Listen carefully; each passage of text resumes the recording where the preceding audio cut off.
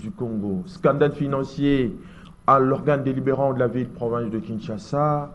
Le président du bureau provisoire aurait détourné plus de 300 000 dollars américains, l'argent destiné au fonctionnement du bureau provisoire de l'Assemblée provinciale de Kinshasa. Une commission a été mise sur pied pour statuer sur la question. Au cours de la plénière d'hier, cette commission a présenté son rapport en huis clos, mais la plupart des députés provinciaux ne jurent que pour les départs d'Amos Mbokosso à la tête de l'organe délibérant de la ville-province de Kinshasa. En deuxième lieu, nous allons donc analyser, scruter à fond cette question de l'insécurité à l'est de la République démocratique du Congo, avec à toile de fond notamment cette signature d'accord de coopération militaire entre la République démocratique du Congo et la Russie, mais aussi les incohérences de la diplomatie congolaise. Ensuite, nous allons parler de cet arrêt de la Cour constitutionnelle où la Cour constitutionnelle a, dans son arrêt tenu le mardi 5 mars, autorisé les anciens députés du territoire de Rutshuru, Masisi, Nord Kivu et ceux de Kwamutu de siéger à l'Assemblée nationale jusqu'à la tenue de nouvelles élections dans ces contrées de la République démocratique du Congo en proie à l'insécurité. Analyse et commentaires avec nos invités sur ces plateaux, Izami et Eric Izami. Vous êtes les bienvenus sur Kiosque. Merci cher Eddy, merci aux téléspectateurs et je crois que nous passerons de bons moments d'analyse en républicain. Merci. En face d'Eric Izami, Kiosque reçoit M. Gandhi. Oui, M. Gandhi qui est toujours enchanté de venir ici au niveau de vos studios de CCTV et des Raliques Radio.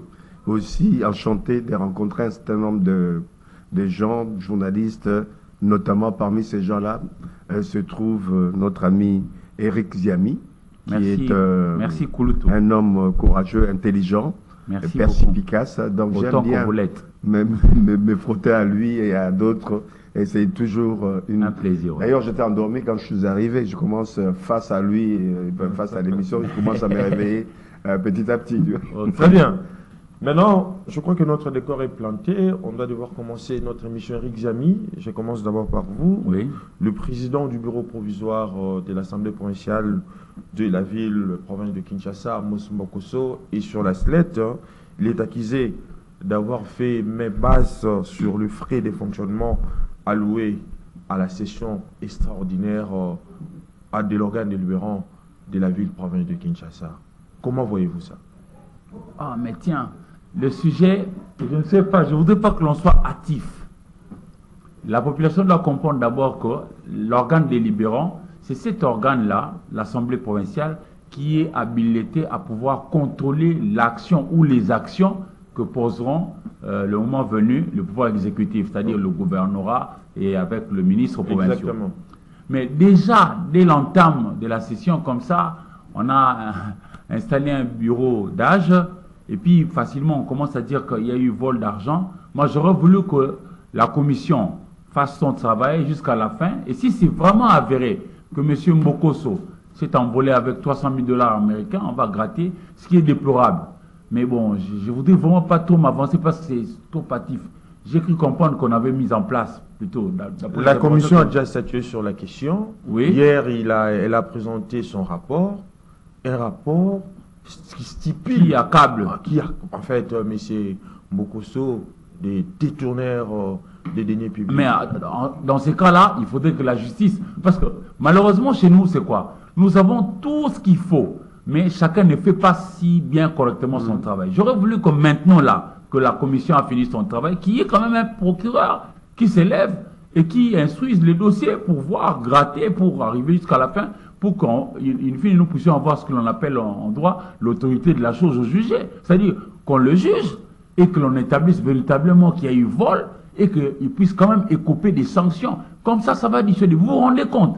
L'organe censé contrôler les présumés voleurs Lui-même commence déjà à verser dans les vols. Alors ça ne va pas. Mais c'est comme ça que nous devons faire un effort, chers Eddy et chers auditeurs, chers téléspectateurs, vous qui suivez. Dans notre société, aussi longtemps qu'il n'y aura pas de sanctions, il y aura toujours des dérapages à outrance. Parce que là, on est parti pour l'avoir, ça ne va pas. Alors, Kinshasa qui espère redevenir un pote moyindo d'antan, on va souffrir. On va souffrir. C'est quand même un discrédit et même un désespoir. Ça ne va pas. Nous voulons que le procureur fasse son travail. Très bien. Monsieur Gondi, Oui, vous avez suivi Eric Zami. oui, oui. À peine entré, le bureau provisoire de l'organe délibérant de la ville de province de Kinshasa, monsieur Amos Mbokosso se tape beaucoup d'argent en guise de détournement de l'argent destiné pour le fonctionnement de cet organe délibérant pour le compte du bureau provisoire. Vous ne voyez pas que cette question remet sur la sellette la question d'homme au sein de cette assemblée? Au-delà de cela, il y a ce qu'on dit, il n'y a pas de fumée sans feu. Oui. Il y a la fumée, c'est qu'il y a le feu. Et puis, il y a une expression française qui dit « Dis-moi qui tu hantes, je te dirai qui tu es ». Ça veut dire aussi autrement, qui se ressemble, s'assemble. Oui. Mbokosso ne vient pas de nulle part. Il vient d'un conglomérat des gens qu'on a vu mal gérer la ville de Kinshasa. Dieu seul sait les propriétaires. Je ne citerai pas notre cas, le cas de mon père. Des propriétaires dont l'hôtel de ville est locataire. Combien de gens sont restés des années sans que l'hôtel de ville paye? Des sommes colossales qu'ils doivent aux uns et aux autres. Pendant ce temps, il y a des détournements. Donc, ça pose un problème. C'est un cancer, pas seulement au niveau de l'hôtel de ville, mais auprès de nos institutions, presque toutes nos institutions. Le cancer a gangréné le corps de l'État congolais, des institutions congolaises. Métastasé, voire même. Métastasé, comme tu l'as dit. Oui. Mais cela nécessite vraiment un effort de la part des gens qui légifèrent Oui. et des autorités de l'État, ceux qui sont encore propres, puisque la majorité ne l'est plus. Il faut qu'on puisse considérer les détournements de fonds publics à partir d'une certaine hauteur comme étant des crimes contre l'État. Puisque pendant que les citoyens croupissent dans la misère, pendant qu'on a du mal à assumer l'assainissement de la ville, pendant qu'on a du mal à ce que l'État prenne ses responsabilités pour avoir une grande société de transport, pas pour gagner de l'argent, pour faciliter le social des Congolais, éliminer tous ces bus et minibus qui gênent au niveau de la société, qui aident en même temps qu'ils gênent. Entre-temps, chaque jour ici, chaque mois, on attend qu'on a détourné 300 000, 100 millions. Il n'y a que des sommes colossales. Alors que la population vit dans la misère la plus noire. Oui, mais ça pose un problème. D'ailleurs, d'où nécessité, je pense que le gouverneur l'a élu. On va prendre quelqu'un qui est populaire, on va l'élire gouverneur de la ville. Qu'est-ce qu'il va faire du fait qu'il était populaire? Ça ne lui donne pas la technicité, ça ne lui donne pas des compétences de pouvoir gérer la ville, les institutions. Les gens comme Bokoso, qu'on nomme ministre, qu'on nomme député ici ou là, c'est des gens qui viennent pour eux et pas dans le bon sens. Mais ils viennent pour eux, pas pour travailler. Ils viennent pour eux et pour leur famille, pour leur maîtresse, pour leurs amis. Ça pose un problème, il faut arrêter le dégât. Pourquoi est-ce qu'on n'a pas dissocié pour notre ville ici, par exemple, qui est un gouverneur sur le plan politique, mais qui est vraiment un technocrate, un technicien de la territoriale, qui gère la ville de Kinshasa en tant que maire de la ville de Kinshasa, et que Kinshasa soit dispatché, organisé autrement, qui est le centre-ville et qui est des zones comme ça existait avant. Mobutu avait commis l'erreur. Les Blancs belges qui étaient là avaient concentré la capitale d'une certaine taille, et puis ceux qui étaient autour de la capitale, on a qualifié ça des zones annexes, on peut l'appeler autrement. Je vois même le cas de Paris. Paris et sa banlieue. Paris est concentré sur 2 millions d'habitants. Si on prend Paris, région parisienne, c'est 12 millions.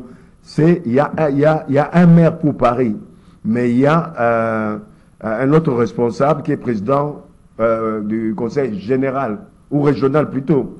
Donc, Kinshasa ne peut pas être géré par une seule personne, d'autant plus que la plupart des gens qu'on a vus après la période de Mobutu s'est succédé au niveau de la ville de Kinshasa, c'était des incompétents. Non, moi c'est pas une confusion. Globale.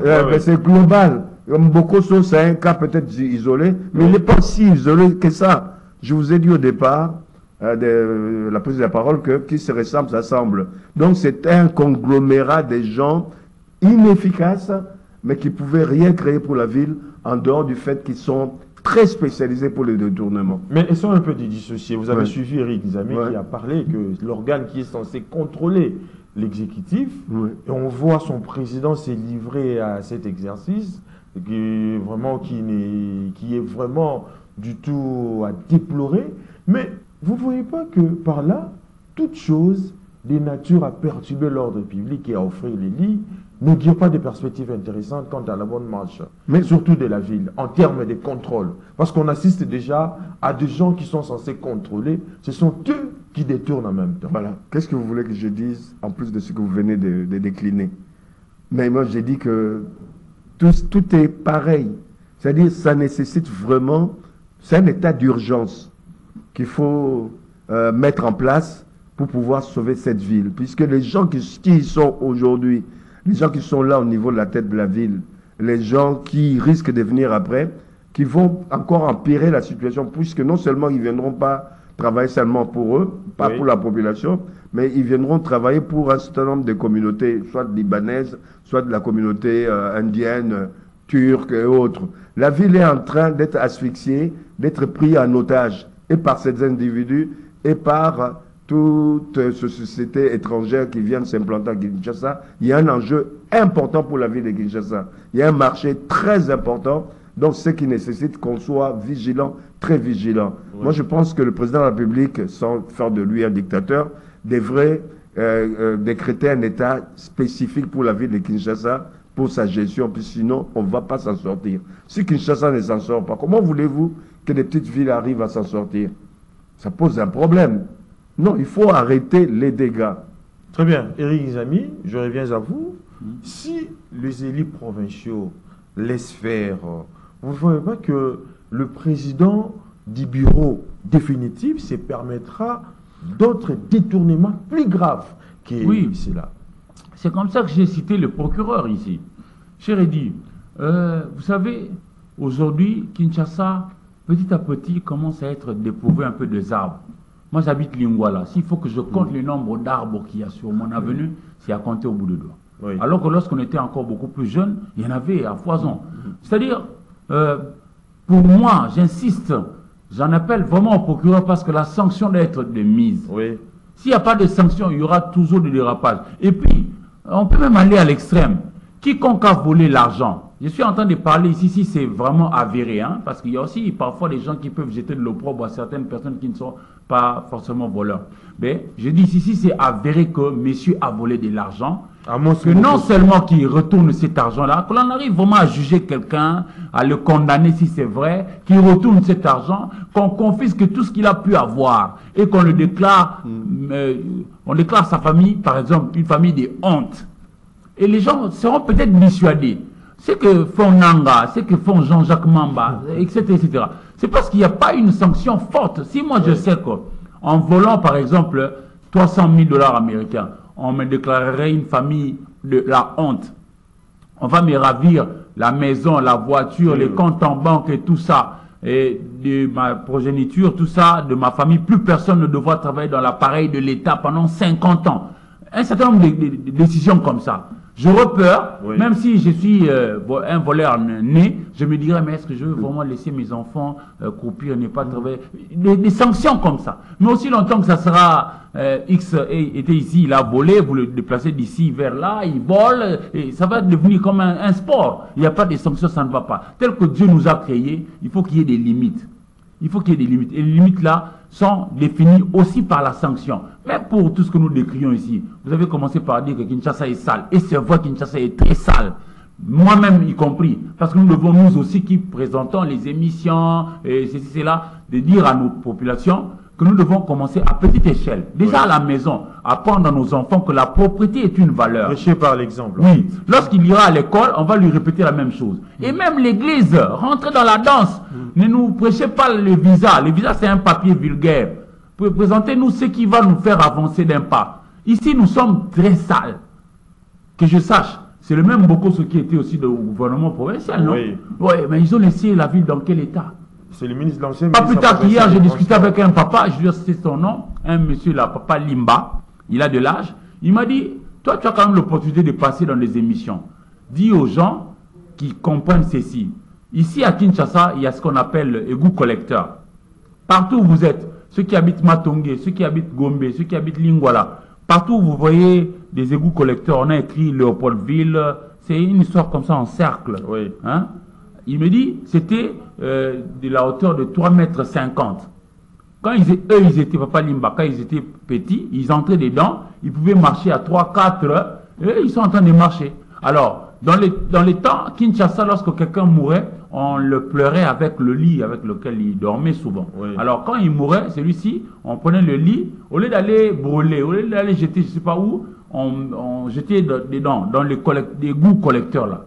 Pour lui, il pense que ces égouts collecteurs-là sont bouchés aujourd'hui. Imaginez un peu le nombre de morts qu'il y a eu depuis que Kinshasa a été créé.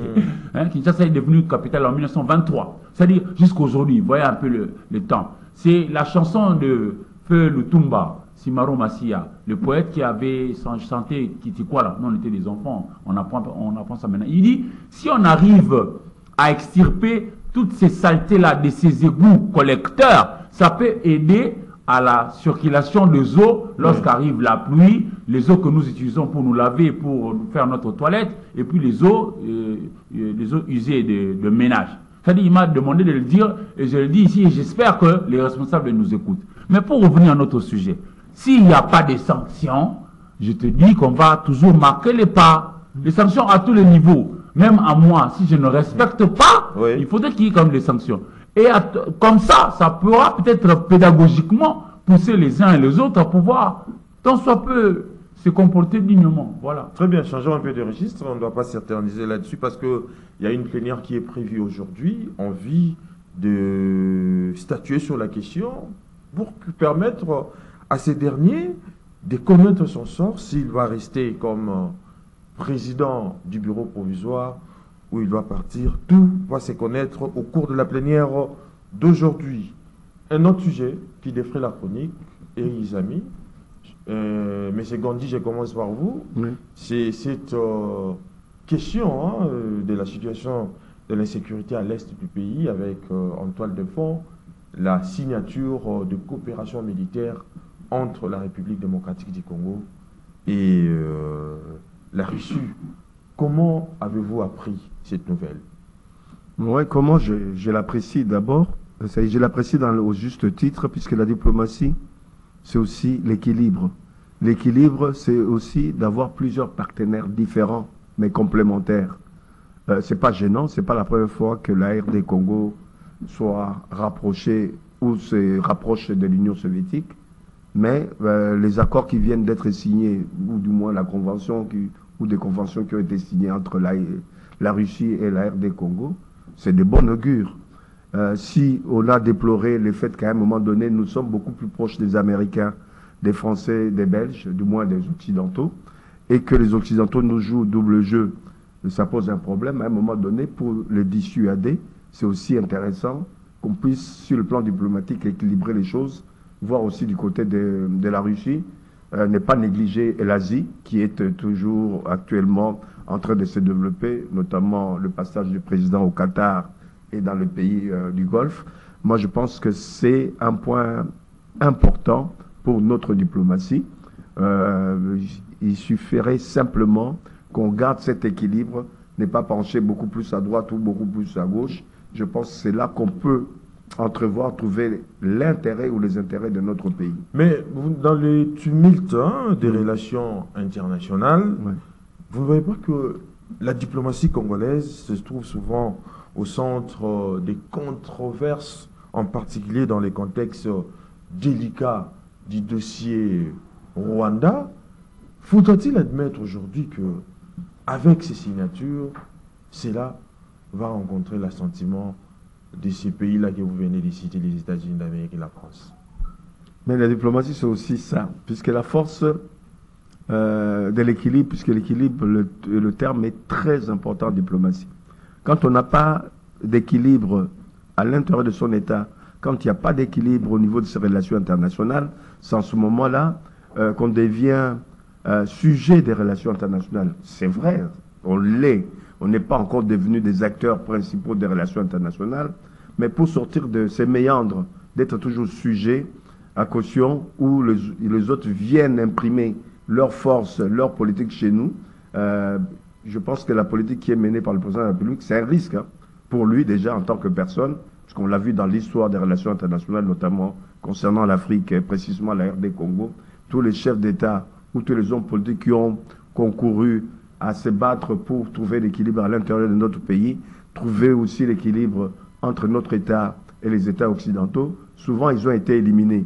Mais cette fois-ci, les choses vont se passer ou se passent autrement. Oui. Pourquoi? Puisqu'il y a une opinion qui n'a jamais existé dans le passé, on commence à avoir une opinion nationale. C'est très important pour l'Occident, pour ces pays développés, l'opinion que nous avons souvent négligée dans notre pays. L'opinion congolaise a joué un rôle très important comme l'opinion de notre diaspora. Ceux de nos compatriotes qui sont à l'étranger pèsent beaucoup maintenant puisque nombreux ont double nationalité, voire 3 nationalités. Le fait de jouer sur l'opinion française, le fait de jouer sur l'opinion britannique, américaine, etc. Et le fait qu'ici, à l'intérieur du pays, il y a cette jeunesse qui se réveille, qui s'éveille, qui agit aux côtés des responsables de l'État, donc du chef de l'État directement. Oui. Ça a un poids important au niveau de la politique occidentale. Donc, le moment est bien choisi par le président de la République de pouvoir équilibrer ou rééquilibrer les choses, malgré les dangers qui nous guettent. Mais je ne pense pas que les Américains auront le courage, ou les Français et autres, de pouvoir faire en sorte que la situation à l'Est s'empire. Puisqu'ils ne prendront pas tout en otage toute la République. Ils peuvent prendre l'Est, mais il y aura toujours les 3/4 du pays qui aura son opinion contre ces genres d'agissement. Au contraire, bien au contraire, moi je pense que dans les semaines, les mois qui viennent, il y aura un équilibrage de nos relations avec le Rwanda. Si ce n'est pas le cas, aujourd'hui nous avons épuisé toutes les voies de recours, non seulement internes, mais non seulement au niveau de la sous-région, de la région, de l'Afrique, mais aussi au niveau international. Demain, si notre pays, au travers de son armée, se défend réellement et même riposte par rapport à ce que le Rwanda fait aujourd'hui à notre pays, si on riposte au niveau du Rwanda, on envoie aussi des bombes au niveau du Rwanda, moi je pense qu'avec le temps, c'est le Rwanda qui sera perdant dans cette histoire. C'est aussi l'Occident qui sera perdant puisque ça va déstabiliser notre sous-région. Oui. Déstabiliser notre sous-région, c'est aussi donner la chance ou donner l'occasion aux forces djihadistes de pouvoir pénétrer dans cet interstice. Donc c'est très dangereux. Là, les Occidentaux ont joué avec le feu, le Rwanda jouait avec le feu. On va dans une situation où il y a un arrangement préalable par le fait de l'Occident. S'il n'y a pas cet arrangement, il y aura plein de pleurs au niveau du Rwanda. Très bien. Éric Nzami, je reviens à vous. Cette ouverture, bien que initialement perçue comme un geste de bonne volonté, vous ne trouvez pas que cela soulève des questions sur la fermeté et la cohérence de la politique étrangère congolaise? Oui, justement, c'est comme ça que j'étais un peu mal à l'aise quand vous parliez tout à l'heure dans vos propos de l'incohérence de notre diplomatie. Je ne comprenais pas. Nous devons être patriotes, cher frère Eddy. Oui. Ici, il s'agit de ce que moi, les informations à ma position, c'est que le gouvernement russe a approuvé un projet d'accord de coopération militaire avec la République démocratique du Congo. Exact. La Russie, les États-Unis, la Chine, la France, l'Allemagne, l'Angleterre, ils sont super puissants parce qu'ils n'ont pas arrêté de former les leurs. Nous aussi, nous devons faire pareil. Le mal de chez nous, c'est que chez nous, les gens réfléchissent bien. On s'accorde aussi sur un certain nombre de choses. Mais lorsqu'il faut maintenant amener tout ce qu'on s'est dit là sur le concret, c'est là où nous pêchons. Déjà, lors de la conférence nationale souveraine, on avait dit qu'on devait quand même créer des bases militaires partout où nos voisins ont des velléités de nous faire des incursions. C'est des choses que nous devions déjà faire au début des années 90. Nous l'aurions fait, nous serions déjà suffisamment avancés. Mais qu'à cela ne tienne, on n'a pas tort que de pouvoir penser comme ça. parce qu'il faut diversifier maintenant les partenaires, parce que, entre autres, dans le projet, il est dit, nos deux armées peuvent faire des exercices conjoints. Nos deux armées peuvent même aller faire des formations. Mais je crois que c'est vraiment quelque chose de très, très important et ça nous sera bénéfique. N'oubliez pas, la Russie, c'est pas n'importe quoi. La fédération de la Russie, c'est cette fédération qui fait peur même à l'Occident. Et la Russie, c'est quand même une grande puissance, il ne faut pas négliger. Si nos jeunes peuvent aller apprendre pour qu'un jour puissent revenir au pays pour faire apporter leur expertise par rapport à notre sécurité que nous attendons nous tous, ça serait une bonne chose. Mais seulement, nous ne devrions pas arrêter de former les nôtres à l'interne. Parce que généralement, un peu comme a dit l'aîné, Gandhi, c'est aussi très risquant, même pour la personne du chef de l'État lui-même. Je suis en train de me poser la question, où est-ce qu'il s'est fait soigner lorsqu'il tombe malade? Oui, il va où? Lorsque sa femme, les enfants et tout ça. J'aurais voulu que nous soyons dans une situation où, même ici à la maison, nous avons de bons médecins, hein, et tout ça. Comme ça, si lui qui est notre chef, c'est lui notre papa ici à la maison, qui tombe malade, qui n'aille pas chez les autres, qui peuvent lui faire des problèmes inutilement. Parce qu'aujourd'hui, nous sommes courtisés de partout. Notre pays, c'est une belle femme, mais que personne ne veut prendre en mariage pour l'honorer. Mais c'est plutôt les gens qui veulent seulement l'utiliser et puis jeter après. Alors nous devons être prudents. Moi, je suis toujours de ceux qui pensent que nous devons former les nôtres. Combien de Congolais sont-ils experts, par exemple, en ce qui concerne le cobalt, les lithium, le zinc, la cassitérite, les coltans, etc. Nous devions former nos jeunes, cher Eddy. Nous devons encourager nos enfants. C'est vrai. Moi, je ne vous interdis pas que d'aller faire le droit, la communication comme moi j'ai fait, ou que aller faire l'économie. Je ne vous interdis pas ça. Mais je pense que pour assurer la plénitude de notre caractère de leader comme République démocratique du Congo, nos enfants devons les orienter vers la pratique, la technique, tout ce qui fait évoluer des pays aujourd'hui. Pas des théoriciens, on en a beaucoup déjà. Mais lorsqu'on parle des incohérences de la diplomatie, on se pose aussi un certain nombre de questionnements, notamment... Quelles incohérences, par exemple? S'il vous plaît, par rapport aux objectifs de cette position. Est-ce pour la recherche de la stabilité ou bien c'est pour simplement former et puis s'arrêter là? Non, non, non, cher Eddy, notre population devra comprendre que la diplomatie, en réalité, c'est le reflet de la dynamique interne. Oui. Hein? C'est cela, les affaires étrangères. Mais tout ne se dit pas non plus sur la place publique. Voyez-vous, nous sommes un pays, je l'ai dit, nous subissons, nous sommes objets d'un complot.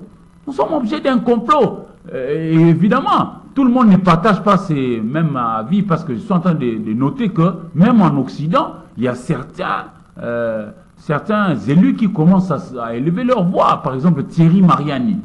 Il est d'origine française.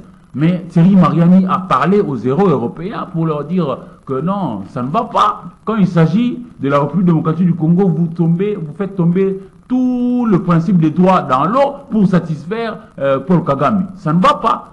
Paul Kagame tue, il pille. Vous avez vu, il y a des images qui vous font tomber à la renverse. Vous avez vu, je ne sais pas, cette image de ce bébé dont on a tué la maman et que lui, il a rampé jusqu'au niveau du sein de la maman pour téter. Mais ça, vous avez beau être Voltaire, vous n'arriverez pas à bien expliquer ça. Cette image-là, ça, non, non, non.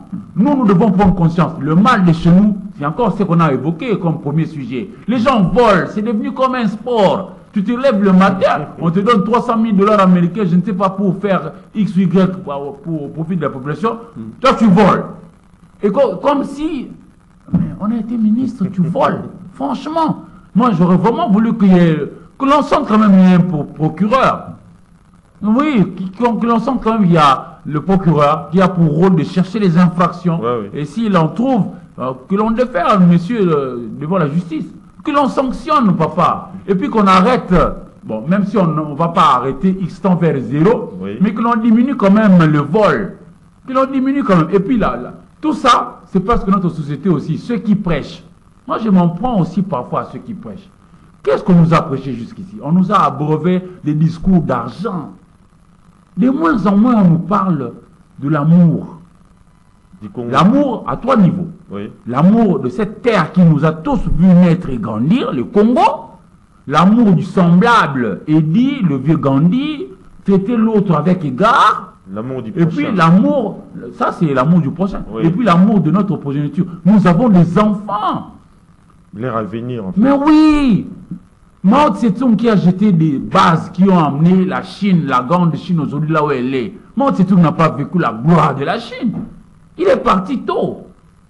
Nous qui sommes là, vous qui nous suivez, partout où vous vous retrouvez en tant que décideurs, prenez des décisions qui permettront, pas seulement forcément à vous, mais à vos petits-enfants qui viendront dans le futur pour qu'ils rencontrent quand même une ville, un pays, une nation, un peuple, une république, l'État. Ne détruisons pas tout. Je ne dis pas ici que nous on est saints, non, mais faisons quand même les choses correctement. Comment est-ce que tu peux, comme ça, t'adonner à un sport de vol d'argent? Aujourd'hui tu vas voler 300, demain tu vas voler combien? Procureur, réveille-toi. Réveille-toi. Fais ton boulot. C'est très bien. Mais c'est comme Nous faisons le nôtre. Oui. Le nôtre, c'est celui-ci. Hein? Le nôtre, c'est celui-ci. C'est de venir dire, ah, les égouts collecteurs sont bouchés. Il faut aller déboucher là-bas. Et nous ne manquons pas de bras. Le nôtre, c'est de dire, X est accusé d'avoir volé. Procureur, suis ce dossier. Nous avons même proposé ici qu'il y ait des sanctions. Vous comportez comme Mamba, Jean-Jacques Mamba. On prend tout ce qui est vôtre là. Oui? Mais oui. Et dit, sinon, on va toujours marquer les pas. Oui. On va toujours marquer les pas. Regarde comment est-ce qu'on on empoisonne la vie de celui qui a commis une bavure comme ça, bénigne sur la route, par nos policiers. Mais on doit faire davantage à ceux qui volent. Quand même. Très bien. Mais c'est qu'on dit, Oui. je reviens à vous, face à des enjeux complexes et des relations historiquement tendues, vous ne voyez pas que la diplomatie congolaise semble naviguer entre les écueils de la réelle politique, mais aussi les impératifs normaux. D'autant plus que aujourd'hui, on assiste à une floraison, surtout au niveau interne avec cette guerre d'agression, des groupes armés, la présence des groupes armés, la surmilitarisation. Et pensez-vous que la coopération militaire entre la République démocratique du Congo et la Russie est une victoire diplomatique du président de la République? Je vais en venir, mais je voudrais d'abord finir avec le premier sujet, disons, les sujets liés à l'argent.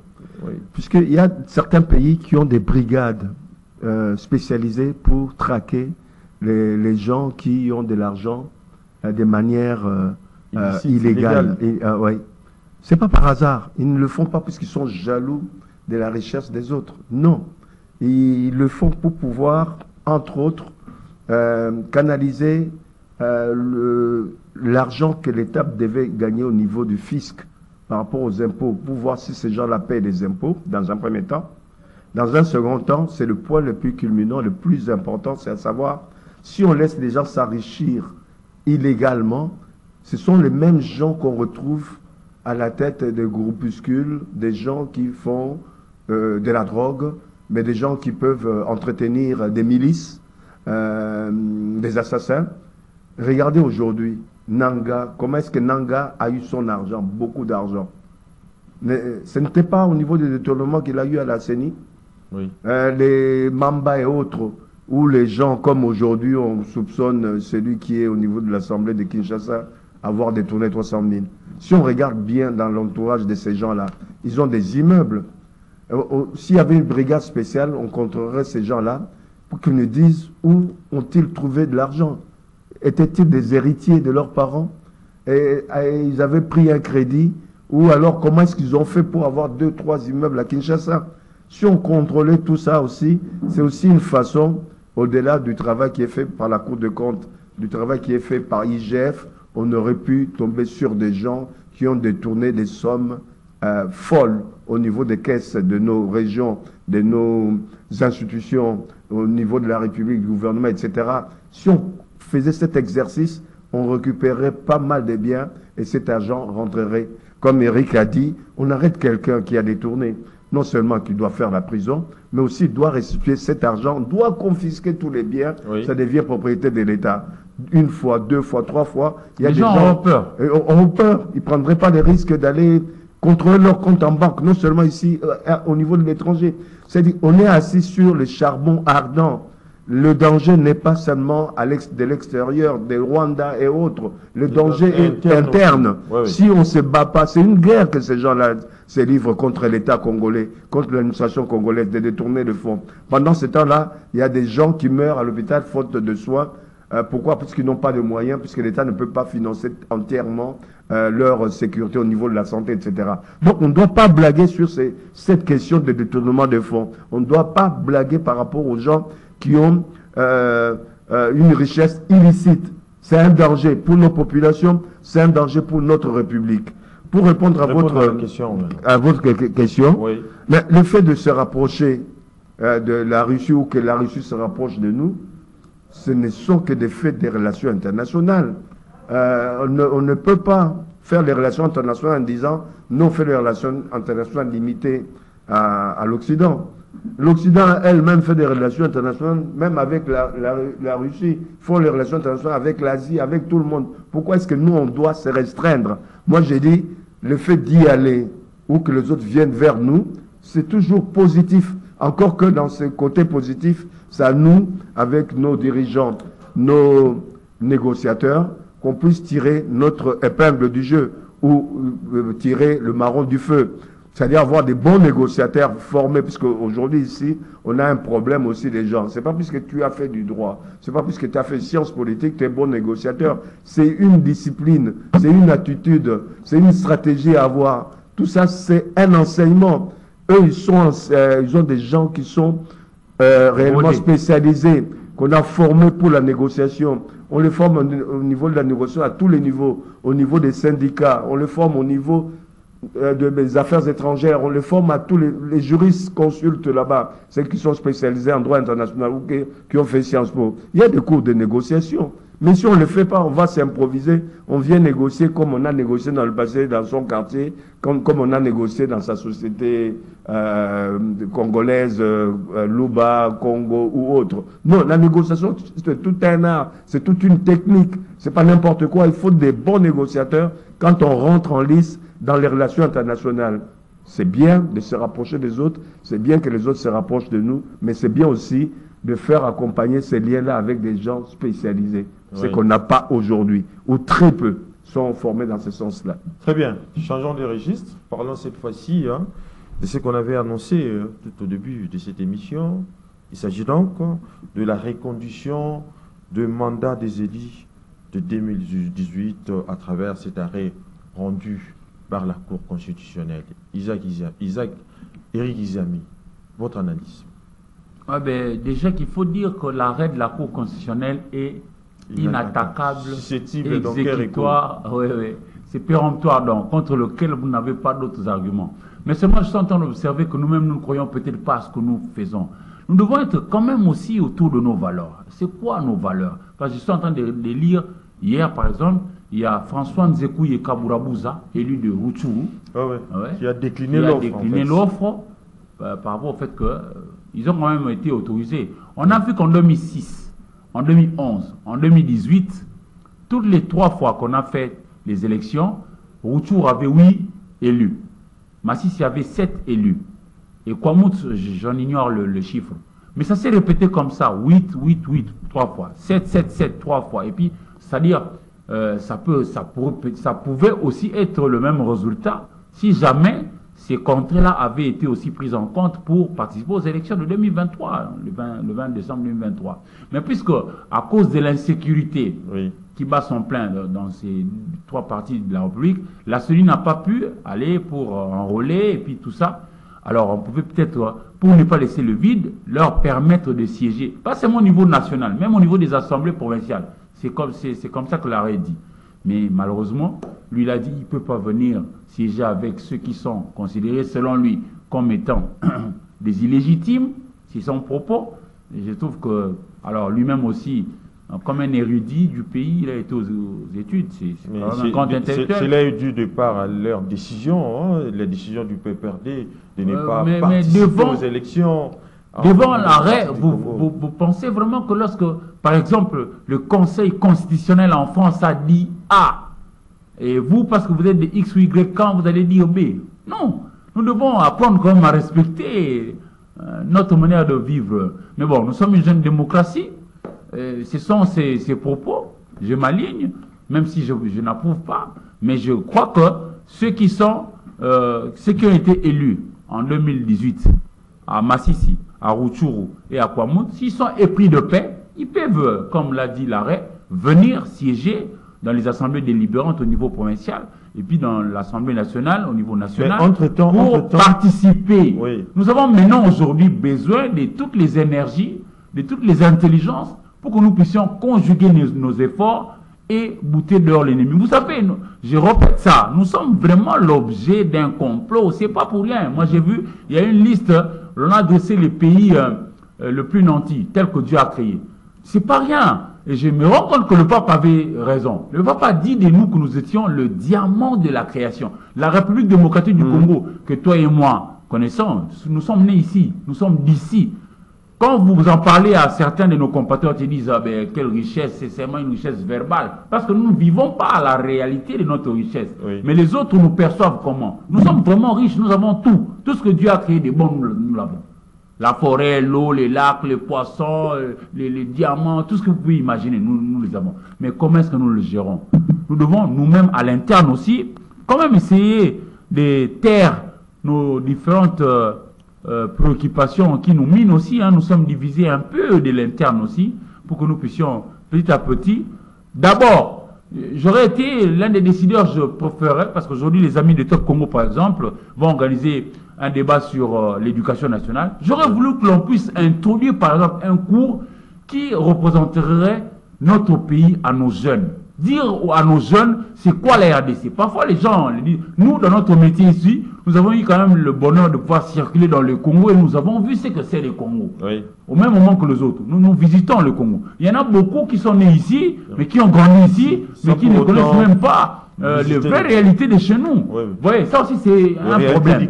Ouais, beaucoup de gens parlent du Congo, mais sans véritablement comprendre. Parce que nous sommes vraiment le diamant de la création. Mais comment faire maintenant pour que ce diamant-là devienne un diamant profitable à nos ménages, à nos familles, à notre nation? C'est là le vrai problème. Et moi, je pense que ça passe par la formation. Pour moi, cher monsieur le ministre, vous serez chez nos amis et introduisez un cours où on apprendra à nos enfants ce que représente notre pays, les enjeux au niveau de la sous-région ici, au niveau du continent, même au niveau du monde, pour que nous puissions bien orienter nos enfants. Quand on lui dit, par exemple, va faire les études pour être ingénieur hydrologue, il comprend que nous avons plusieurs rivières qui ne sont pas gérées. L'eau douce, c'est une richesse énorme et on peut toujours gagner avec ça. J'ai pris juste un seul exemple, mais il y en a à 3 ans. Monsieur Gandhi, oui. Le mandat des contrats qui lie ces députés a été déjà expiré, hein, il faut le rappeler, depuis 2023. Mais les députés de 2018 faisaient partie des législatures 2018-2023. Mais vous ne trouvez pas que, quelque part, la Cour constitutionnelle a fauché sur son rôle de régulateur, par exemple? Votre analyse. Tout est presque tordu dans ce pays. On ne s'attarde pas sur l'essentiel. Mais comme notre ami Eric a dit qu'on ne peut pas remettre en cause la décision de la Cour, moi je remets en cause. On ne remet pas en cause dans le sens de changer le cours de choses, mais dans la réflexion on peut remettre en cause. Ce n'est pas normal, c'est l'inéquité que de faire que certains ont été élus ou ont triché pour devenir députés. Oui. À d'autres, on donne le passage gratuit, puisqu'il y a la guerre, vous profitez. Moi, je dis non. On n'a pas besoin d'avoir 500 députés pour gérer ce pays. Je trouve que même c'est trop. Il y a trop de députés qui ne servent pas à grand-chose, puisqu'ils sont là pour défendre l'intérêt de nos populations, du peuple. Mais quand on regarde nos députés depuis 60 jusqu'à ces jours, qu'est-ce qu'ils ont fait pour le peuple? Ça pose un problème. C'est encore beaucoup plus criant aujourd'hui. Qui est 500 députés, 300 députés, 150 députés, ça ne change rien pour le peuple. Comme on n'a pas pu organiser les élections au niveau de l'Est, on laisse les choses en l'état jusqu'à ce que la paix soit retrouvée. Et la prochaine législature, si on veut les élire, on va les élire. Aujourd'hui, il faut qu'il y ait les statu quo. dire que tel va conduire. Qui dit que s'il y avait élection, on allait les reconduire? Personne ne peut le dire. Ça pose un problème, même de la réflexion. Ce n'est pas simplement le fait de faire du droit ou des sciences économiques ou autres qui donnent l'intelligence, mais c'est aussi avoir derrière le bon sens. Mais il y a eu manque de bon sens auprès de nos législateurs, il y a eu manque de bon sens auprès de nos juristes. Ça pose un problème. Ils cherchent la facilité. Cette facilité ne nous aide pas pour notre devenir. Mais c'est Gondi, Ouais.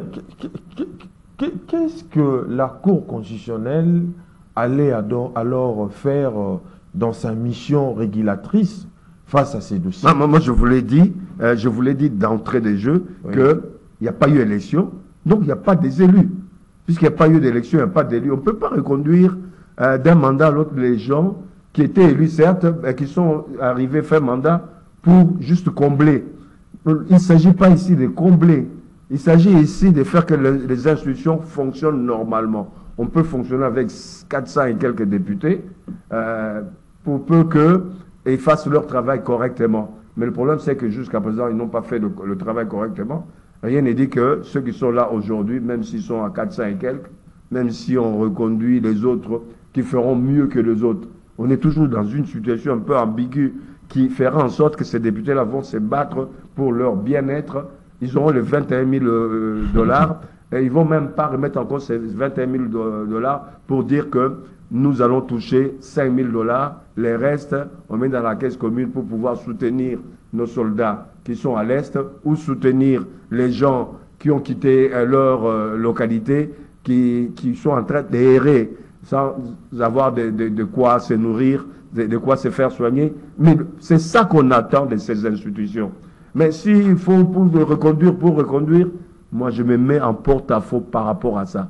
Donc c'est une perte de temps, Oui. perte d'énergie, perte d'intelligence. Puisque, comment voulez-vous qu'on ait des générations de gens intelligents quand que ceux qui sont au pouvoir aujourd'hui, ceux qui tiennent la palme au niveau des institutions, raisonnent, prennent des décisions comme on a pris là? Moi je dis non, le pays là ne changera pas. On va arriver même à ce que Eric disait que nous sommes un pays riche. Moi je dirais non, il faut rayer cette mention. Nous ne sommes pas un pays riche. Nous sommes un pays qui peut devenir riche pour peu que nous, comme Eric l'a dit, on forme les gens. La richesse, c'est la formation. Aujourd'hui, des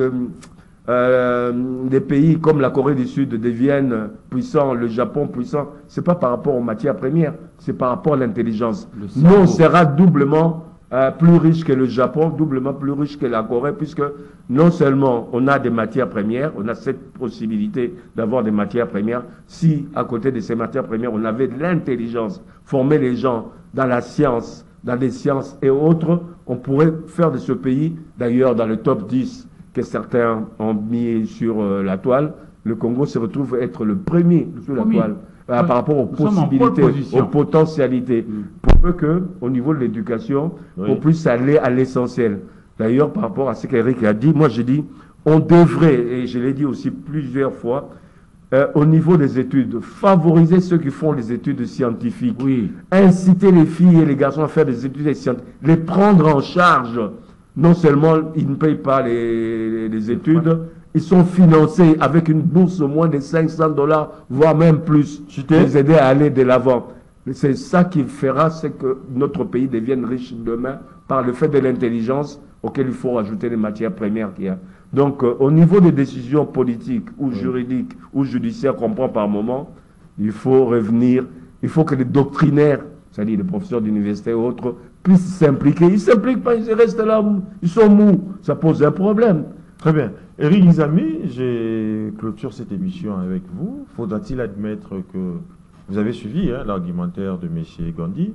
Faudra-t-il admettre aujourd'hui que cette décision de la Cour crée un précédent fâché en ce qui concerne la consolidation de la démocratie constitutionnelle? Non, je ne sais pas le dire. J'ai commencé par dire que l'arrêt de la Cour constitutionnelle, là-bas, c'est comme un peu Dieu. Quand Dieu a parlé, plus personne ne dit mot. Rome a parlé, la périphérie s'incline. Sauf pour le mariage des PD, la périphérie. Non, nous, le mariage, c'est l'homme et la femme. D'ailleurs, moi, je ne passe pas à cette discussion-là. J'ai aimé, lorsqu'on devrait faire conformer notre code de la famille à la Constitution. Parce que la Constitution, c'est la loi des lois, la loi mère. Boboli Kolokonga, Monsemiomo, André, le président King Wadon l'appelait Bobo pour les intimes. Il avait dit, pour lui, la définition de la famille chez nous, la famille est composée d'un père masculin, d'une mère féminin et des enfants. Ça, non, c'était waouh, je voudrais qu'on retienne ça. Et que l'on enseigne ça à nos enfants. Parce que nous sommes aussi, nous, constitués de part et d'autre par d'autres cultures qui viennent d'ailleurs. Mais nous devons asseoir la nôtre, l'aimer et la transmettre aux générations futures. Aimer notre terre, nous aimer entre nous et aimer notre futur. Si nous arrivons à faire ça, je pense que petit à petit, on pourra avancer. Et c'est possible d'avancer. Très bien. Nous sommes arrivés à la fin. Vous avez suivi les analyses des uns et des autres. Je crois que cela vous a édifié à travers cette émission et à travers ces différentes analyses. On se retrouve prochainement avec les autres invités. Merci beaucoup à Doudou Monti.